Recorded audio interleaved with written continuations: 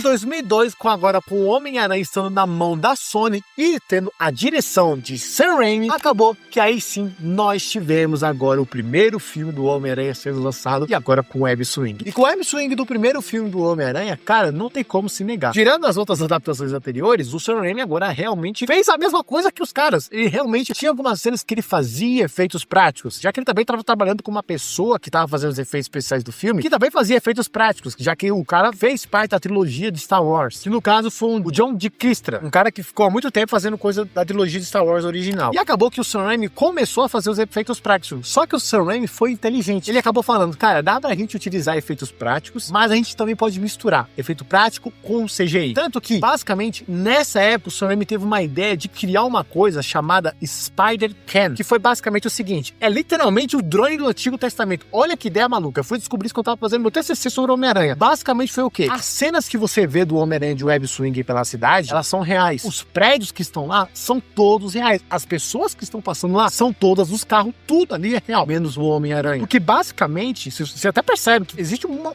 tipo, pequena, mas você consegue reparar a diferença da cidade para o Homem-Aranha, que o Homem-Aranha é o CGI. Porque literalmente foi isso. O Sam Raimi botou o Homem-Aranha em cena e a cidade, ela é toda real. Na época, não existia drone. Então o Sam Raimi, olha o que ele fez. Ele literalmente foi pela cidade e ficou plantando um monte de cabos pela cidade e aí botou uma câmera aí deslizando pela cidade para fazer os efeitos. Como se fosse realmente a câmera filmando o Homem-Aranha. E depois, lá na pós-produção, o cara ia realmente completar os prédios, deixar um pouco maior e colocava o Homem-Aranha em cena. Tanto que uma das cenas mais complicadas para se fazer naquele filme do Homem-Aranha foi a cena final, que basicamente foram várias vezes refeitas e eles dedicaram muito tempo àquela cena e não é à toa que ficou perfeita aquela cena. Mas uma das coisas que não tem como se negar é que quando esse filme acabou saindo lá em 2002, foi uma grande surpresa por causa da física, porque houve um trabalho realmente da física para realmente saber como é que o Homem-Aranha conseguiria dar os seus impulsos para seguir mais para frente, mas não era algo tão avançado. Diferente como foi no seu segundo filme, onde no seu segundo filme, que evidentemente diferente do primeiro, esse filme ganhou o Oscar justamente sobre os efeitos especiais, acabou que naquele filme já nós tivemos muito mais variações de cena. Diferente do primeiro filme, onde era uma coisa bem mais sólida, um pouco mais fechada, talvez até mostrando o início de carreira realmente do Homem-Aranha, no segundo filme não. No segundo filme você consegue ver mais uma criatividade do Homem-Aranha ao se balançar pela cidade, dele dando deslizes, dando algumas cambalhotas, fazendo algumas mais poses ainda que ele jamais faz, esse desviando de carro, salvando pessoas, é uma coisa muito mais de manobra que ele acaba fazendo realmente pela cidade. Coisa que se permaneceu novamente no terceiro filme, mas uma das coisas que não tem como se negar é que assim como o terceiro, o segundo e o primeiro filme, as cenas de CGI são evidentes. A gente consegue reparar aonde está a cena de CGI. Mas convenhamos, a cena de CGI da trilogia do Homem-Aranha de Tobey Maguire envelheceu como um vinho.